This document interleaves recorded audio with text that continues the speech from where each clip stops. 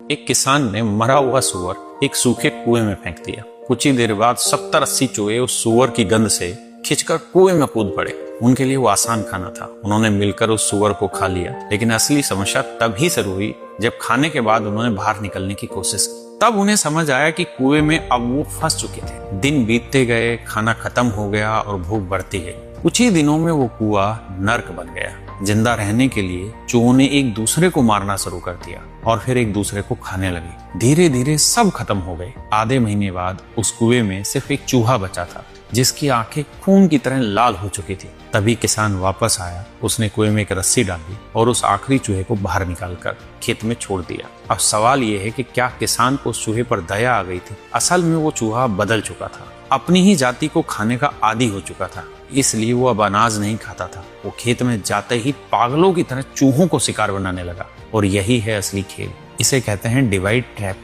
जहां ऊपर बैठे लोग खुद कभी नहीं लड़ते, बस ऐसा माहौल बना देते हैं जहां नीचे वाले लोग आपस में लड़कर एक दूसरे को खत्म कर देते हैं। और सच ये है, बहुत से लोग पूरी जिंदगी दूसरों को हराने में लगा देते हैं, लेकिन उन्हें कभी समझ नहीं आता कि वो खुद किसी और के खेल का हिस्सा बन चुके हैं। इसलिए किसी और के बनाए जाल में मत फंसो, और अगर कभी फंस भी जाओ तो लड़ो मत, बाहर निकलने का रास्ता ढूंढो। ये आप समझ सकते हैं मैंने किस कॉन्टेक्स्ट में बनाई। अगर आपको ये समझ आई तो आप बताइए मैं किस रेस्पेक्ट में बात कर रहा हूँ।